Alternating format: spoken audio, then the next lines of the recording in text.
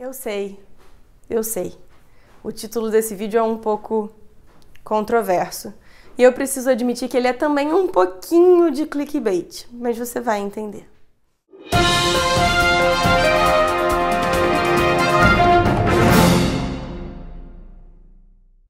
Rogue One é um dos filmes mais unanimemente amados por todos os fãs de Star Wars, desses da leva, desde que a Disney adquiriu a Lucasfilm em 2000 e, sei lá, bolinha. Pra quem não assistiu, Rogue One conta literalmente a história que a gente vê naquele texto de abertura do episódio 4. Com cola, porque, né? É um período de guerra civil. Partindo de uma base secreta, naves rebeldes atacam e conquistam sua primeira vitória contra o perverso Império. Durante a batalha, espiões rebeldes conseguem roubar os planos secretos da arma decisiva do Império, a Estrela da Morte. Uma estação espacial blindada com poder suficiente para destruir um planeta inteiro. Perseguida pelos sinistros agentes do Império, a princesa Leia apressa-se em voltar para casa a bordo de sua nave estelar, protegendo os planos roubados que podem salvar seu povo e restaurar a liberdade na galáxia. Então, assim, era um filme que tinha tudo para todo mundo amar mesmo e todo mundo que ama esse filme tá certo. Eu talvez esteja um pouco errada. Mas o meu problema com Rogue One começou... Na verdade, não começou, porque eu até aí gostava do filme. Mas Rogue One foi vendido com uma personagem feminina, uma personagem principal feminina, né, a Jyn Erso, e ela, nos trailers, vinha muito empoderada, muito dona do próprio nariz, muito assertiva. Então ela dizia num dos trailers, era assim... This is a rebellion, isn't it? I rebel, ou seja, isso é uma rebelião, não é? Eu me rebelo. E aí eu fiquei encantada com essa personagem, falei, agora vai, agora fizeram uma personagem feminina muito maneira. E não foi bem assim. Fica aqui o alerta de spoiler, porque afinal de contas você pode simplesmente ter pulado o Rogue One ou ainda tá se atualizando em Star Wars porque você acabou de começar a assistir e não quer ter essa experiência estragada, então assiste Rogue One, depois você volta e a gente conversa. Já é? Rogue One tinha um desafio muito grande, que era o seguinte: a gente já meio que sabia que a galera apresentada no filme muito provavelmente não ia sobreviver. Afinal de contas, Rogue One acaba exatamente 10 minutos antes da abertura do episódio 4 e a gente nunca viu Jyn Erso, Cassian Andor, K2SO, nenhum daqueles personagens. Então a gente meio que já tinha uma ideiazinha de que eles talvez não sobrevivessem, o que tornava o trabalho dos atores muito difícil, porque eles tinham que conseguir estabelecer uma conexão, fazer a gente ter empatia por esses personagens que a gente já meio que sabia qual ia ser o destino deles. E infelizmente, pra mim, pelo menos os dois personagens que eu diria que são os mais principais, que são a Jyn e o Cassian, não conseguiram isso. E olha que eu sou apaixonada pelos dois atores principais, mas assim, não clicou. E pior, através da magia da edição, na verdade eu não sei se a magia da edição funcionou no trailer ou se funcionou no filme, mas o fato é de que a Jyn Erso do filme é uma Maria Mole, é uma personagem completamente sem agência, completamente sem iniciativa. Ela passa o filme inteiro fazendo o que as pessoas mandaram ela fazer, ou sendo empurrada de um canto para o outro, e isso me deixou muito triste, porque era uma personagem que nos trailers era muito forte. E aí ver ela ser reduzida, e principalmente num filme que o resto do elenco inteiro era basicamente masculino, foi um pouco chato, assim, de ver. E olha que eu não sou uma pessoa que exijo 100% de equilíbrio o tempo todo em todos os filmes, mas nesse filme a propaganda, o marketing do filme fundava muito nessa coisa do empoderamento feminino e meio que não rolou. Numa nota absolutamente pessoal, e assim, isso eu sei que é um problema talvez mais meu do que do filme, mas como sempre a Disney e o Lucasfilm lançaram materiais que você tinha que ler antes de conhecer o filme, e aí eu li o Catalyst, que é o livro principal desse pré-Rogue One. E Catalyst conta a história do pai da Jyn, né, de toda a treta dele desenvolver a Estrela da Morte. E é um livro muito interessante, porque você tem a história, na verdade, do pai da Jyn e do Orson Krennic, que também é muito importante na história de Rogue One. É o Almirante Krennic, Capitão, something, esqueci, porque é meu brother Orson. Então você tem a história deles sendo contada ali em Catalyst, e quando eles foram vertidos para o filme, os personagens ficaram um pouco menos interessantes. Por exemplo, o principal, assim, que me incomodou mesmo foi o Krennic. No livro ele é um personagem super ambicioso e bom estrategista. Ele me lembrava um pouco o Mindinho do Game of Thrones. E aí chegou no filme e ele é quase um bundão, assim. Tem uma cena que ele basicamente vai chorar pro papai Vader que o amiguinho Tarkin roubou o brinquedo dele. E assim, eu não conseguia ver o personagem por quem eu tinha me apaixonado no livro fazendo isso. E aí eu fiquei um pouco tipo, meh. Mas eu sei que isso é metade headcanon, metade meu problema porque eu fui ler e o problema é meu. Mas enfim, me incomodou um pouco. Eu tenho problemas com outras partes do filme, por exemplo, o filme me explica pelo menos umas 3 vezes sobre a falha da Estrela da Morte, que todo mundo que já viu pelo menos a New Hope, né, o episódio 4, sabe perfeitamente bem que tem um buraco escondido num canto, sei lá da onde, não sei o que, que se você atirar ali, blum, explode tudo.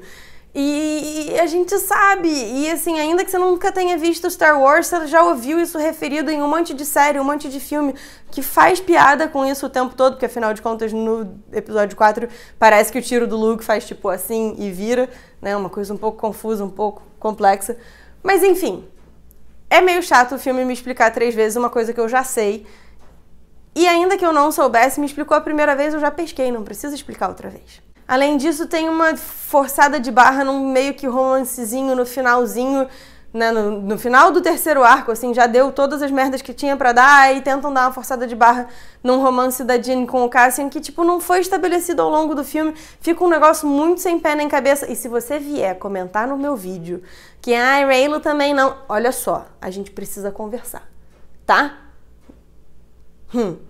E talvez uma das coisas que mais me incomoda pelo menos nesse filme, é o Vader fazendo piadoca quando ele faz o Force Choke no Krennic e diz cuidado para não sufocar nas suas aspirações. Brother, é o Vader. Nunca viu o Vader fazendo trocadilho desde que ele deixou de ser Anakin e virou Vader, ele não faz mais isso, para com isso. Mas, 4 anos depois e várias reassistidas depois, eu passei a gostar, eu não diria gostar de Rogue One, mas assim, eu passei a aproveitar as coisas de que eu gosto e meio que dar uma relevada pra essas coisas que eu acho porcaria ao longo do filme. Talvez uma das coisas mais curiosas sobre esse vídeo seja que uma das paradas que eu mais gostei de Rogue One é uma das coisas que a maioria das pessoas menos gostou, que é a volta do Saw Gerrera, sei lá, e o tal do Borgullet, que é aquele negócio meio polvo que, tipo, pega a cabeça do Pod e fica fazendo pra saber se ele tá mentindo ou não. O Saw é um personagem que foi introduzido em Clone Wars, teve um pedaço do arco dele desenvolvido ali, tem um pedaço do arco dele desenvolvido também em Rebels, e ele apareceu, spoiler alert para videogames, em Jedi Fallen Order. E é um personagem que discute um pouco sobre os riscos do extremismo, né, assim, do como determinadas coisas que acontecem ao longo da sua vida, principalmente num cenário de guerra e etc., pode te levar ao extremismo e à paranoia e a várias coisas muito complicadas. Então, assim, é um personagem que é muito bacana, mas teve muita gente que não gostou da maneira como ele foi apresentado no filme, não gostou do clima todo dele e principalmente teve ranço desse negócio do Borgullet. Só que eu acho que o Borgullet faz muito sentido dentro do contexto da história do Saw. Assim, se você tem uma pessoa que virou um rebelde extremista, né, super radicalizado, que é ultra paranoico, se ele tem acesso a um monstro que pode ver se você tá mentindo pra ele, é claro que ele vai usar. Rogue One tem também uma das minhas experiências pessoais mais bonitas. Eu preciso admitir que quando a gente foi assistir o filme pela primeira vez, eu chorei assistindo, porque foi a primeira vez que eu vi a minha experiência com espiritualidade, com religião, sendo representada numa tela de cinema, o que foi muito doido, porque afinal de contas em Star Wars não existe as religiões que a gente está acostumado, né, aqui no mundo, numa galáxia não tão distante. Então, aquela cena que o Chirrut sai andando pro meio do campo de batalha, cego, sem ter a menor condição de se guiar, dizendo I am one with the Force and the Force is with me, né? Eu sou um com a Força e a Força está comigo, ou é comigo, eu não sei como é que ficou a tradução em português. Aquilo representa muito do como eu vivo a minha própria vida e ver aquilo representado no cinema me mexeu muito. Então, assim, eu chorava de soluçar e vai ser pra sempre uma das minhas cenas favoritas em Star Wars. Então, assim, basicamente, eu aprendi a, tipo, gostar das coisas que eu gosto. Eu fui me apaixonando, cada vez que eu ia assistindo o filme, eu fui me apaixonando pelos personagens secundários. Eu morreria pelo Chirrut e pelo Baze. Eu mataria pelo Bodhi. Então, assim, são personagens que eu adoro. Não sei explicar muito bem o porquê, eu simplesmente tenho muito carinho por eles. E aí eu passei a gostar do filme porque, tipo, a gente pode celebrar as coisas que a gente gosta e simplesmente ignorar as coisas que a gente não gosta. E talvez uma das coisas mais legais de eu ter conseguido fazer essa troca, né, de não gostar do filme pra passar, tipo, essas coisas do filme são boas, é que eu posso conversar com os meus amigos e a gente pode dividir os aspectos do filme que a gente ama, que afinal de contas é a parte mais gostosa de ser fã, né? Dizer, olha, eu amo esse filme por causa disso. E o outro dizer, poxa, mas isso aqui também é muito legal. E vocês todos ficarem celebrando aquela coisa que é uma paixão em comum pra todos vocês. E uma das coisas que eu acho mais engraçadas é que a sensação que eu tinha no começo era de que a maioria das pessoas só gostava de Rogue One por causa da cena do Vader. Porque vamos combinar, aquele é o Vader que a gente sempre quis ver, né? Assim, a gente sabe toda a história do porquê que o Vader é meio lerdão, meio mocorongo na trilogia original, mas ter a oportunidade de ver o Vader full tilt, todo rage, matando todo mundo, jogando nego no teto e tal, foi muito maneiro. Então, assim, eu tinha muito esse preconceito, mas, sabe, se você só gostou do filme por causa disso, porra, que bom pra você curtiu o filme, isso já é muito melhor do que ficar odiando o filme de graça, chateando as pessoas que você não gostou, porque, né, enfim. E eu queria saber de você, você gosta de Rogue One? Você gosta de Rogue One só por causa da cena do Vader? Ou tem mais alguma coisa específica do filme que você curte? Ou você curte simplesmente a estética, o ambiente e tal?